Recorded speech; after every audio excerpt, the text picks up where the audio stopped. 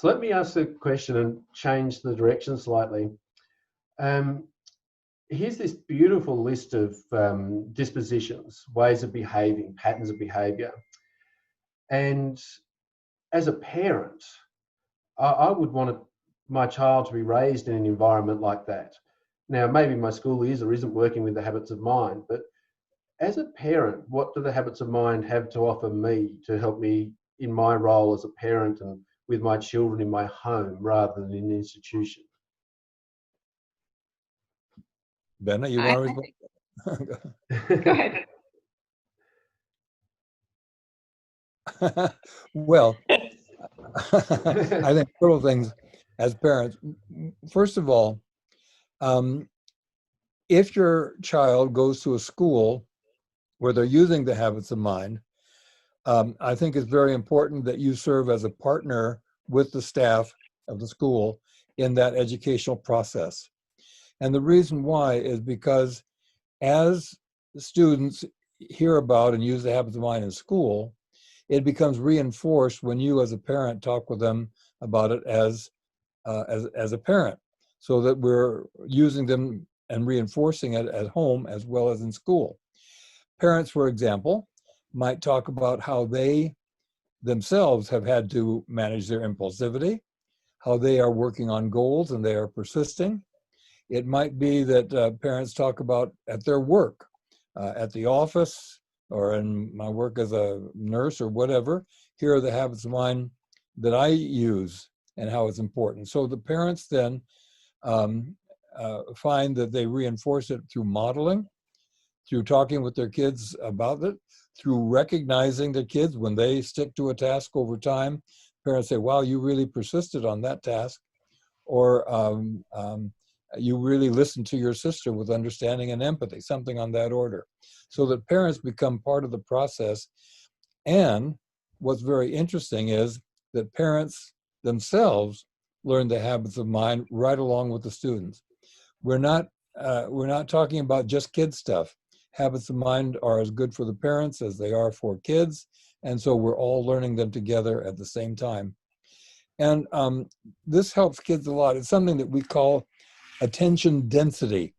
And what we mean by that is that the more frequent is attention paid to the habits of mind, the more they are internalized over time. It's a psychological term, but what it means basically is that the more emphasis that you place on it, the more opportunities that you have to use them, the more awareness that you build that you are using them, that's what tends to internalize them inside the mind of the user.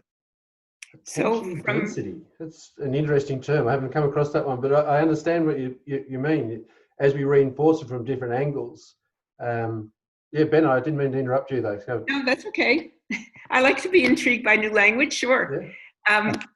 I would just take the perspective also of what it means to be a parent and what it means to really be able to listen to the voice of your children and to really feel like it's important to hear what they have to say and to really honor the fact that they are thinkers and that they have the capacity to do important thinking, and to not always feel like it's important to tell them how to think, but to rather hear what's going on inside their heads. So I think that, to me, one of the most important things that parents learn very often is listening with understanding and empathy, really managing impulsivity. Instead of jumping to say, let me tell you what you need to do, trying to understand how they're thinking about what they perceive they need to do. Really learning how to ask the kinds of questions that bring them out instead of being able to always impose their own ideas. That's a very, very delicate balance that parents need to understand. It really invites kids to be a part of the co-creation of their lives with the parents.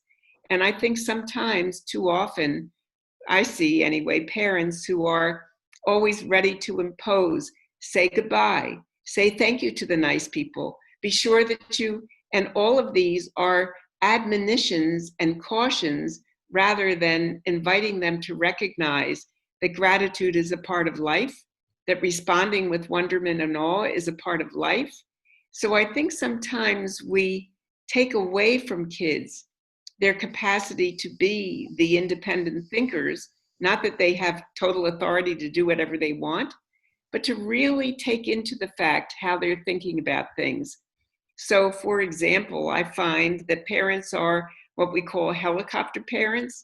They're constantly flying over the kids, making sure they do well, they do this, they do that. But what happens in the end is that they have lived a life of compliance rather than living a life of really finding out and discovering who they are and what their greatest talents and capacities are. So I think from a parenting perspective, when they begin to read about the habits of mind, it kind of tells them, and I've seen this over and over, it tells them how to really engage with their children rather than trying to be on top of everything that they do, and how to really appreciate the fact that every person isn't cut out to do the same thing. So to really help them find out what gives them some passion, some curiosity, some understanding. I was just reading beautifully about someone who said, the most important moment in my life, I had a very difficult childhood. Nobody ever read to me. And I was constantly told in school I'm not a reader. And it took me years to discover the fact that I actually did like to read, but that I needed to choose what I read and I needed to really get engaged with it. And so the most touching moment of my life was when I had our first child, and I held that child close to my body and I read to him. And I suddenly realized this is what I've been missing, the opportunity to really be there and to be present. And I think that the habits of mind are a wonderful set of dispositions for reminding us of those beautiful moments when we are there with our children rather than being helicopter there. Wow, what a beautiful story from both of you. It seems to me that when I asked the question, I was thinking about, as a parent, how do I nurture these habits of mind in my children? But then as you've told these stories, you've said the impact it has on the parent themselves. And in doing that, the whole concept of the family, how the family embraces the habits of mind to nurture a more thoughtful environment, I suppose. Yeah, really beautiful, really beautiful. Thank you. I've been working with the habits of mind now for more than 25 years, and that's a new story, a new way of looking at it for me. Thank you. That's really lovely. So now you have two: attention deficit and not attention deficit. Is attention? No, not deficit. Not attention deficit. Density. Attention density. Sorry. We know attention deficit. Sorry about that. Yeah, that's what I'm suffering right now. Yeah. All right. Excuse me. Look, I also want to talk about the business space. But before we do, that was such a rich conversation about parenting and family, and really the concept of family that came through there about, your beautiful story, Bena. Is there anything else I'm increasingly working with parents, and I'm working with them often around mindset. They come to me from that perspective.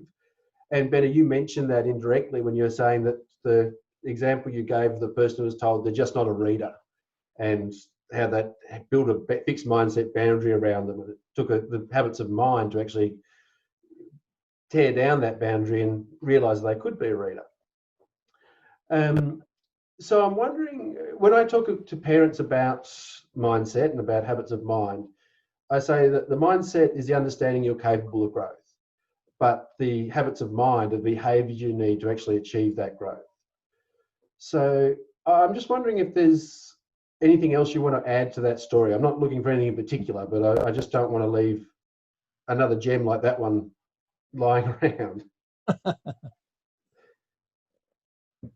Well, I guess as I'm thinking about it alongside you right now, so one of the things I really love about your work is the idea that you're putting those things together and they're so synergistic, because it's not as if they're sequential. I don't believe they are.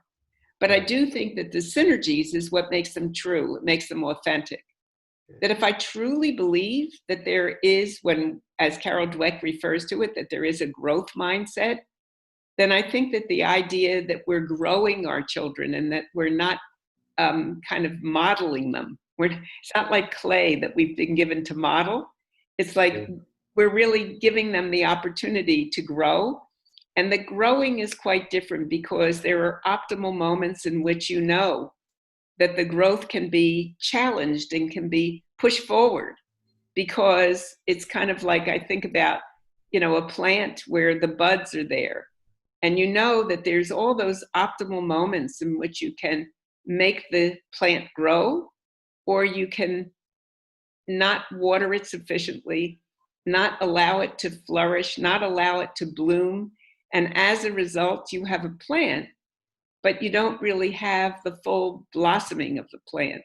So I guess I think very much about your work of the agility, the capacity to allow yourself to push that bud to open, but not to prematurely open, and to really, as it's opening, to recognize the growth that's happening and to celebrate that, and to know that it's not the end, because it's one of those plants that comes up every year. It's not one that's only occasional.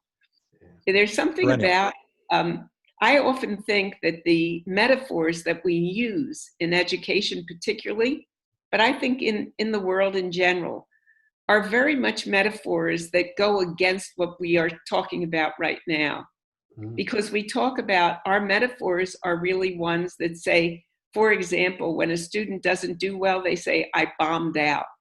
They don't say, oh, wow, I didn't do this well, and so I've got another chance. If you've bombed out, you're done. You're fried.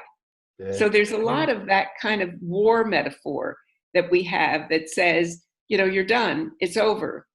Rather than the ecological metaphors that talk about growth and blossoming and the right soil for learning.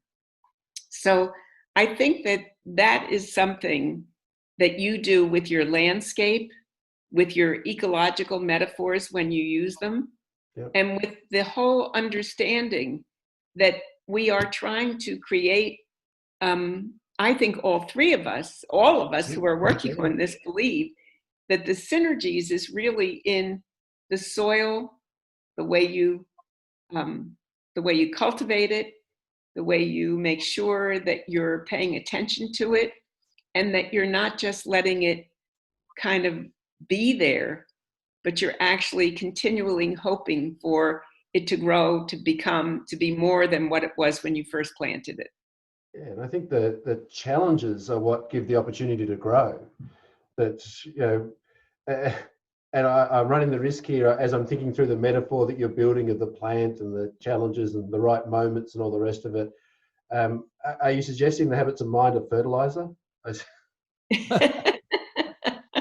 Nutrients. How is the growth to happen? So,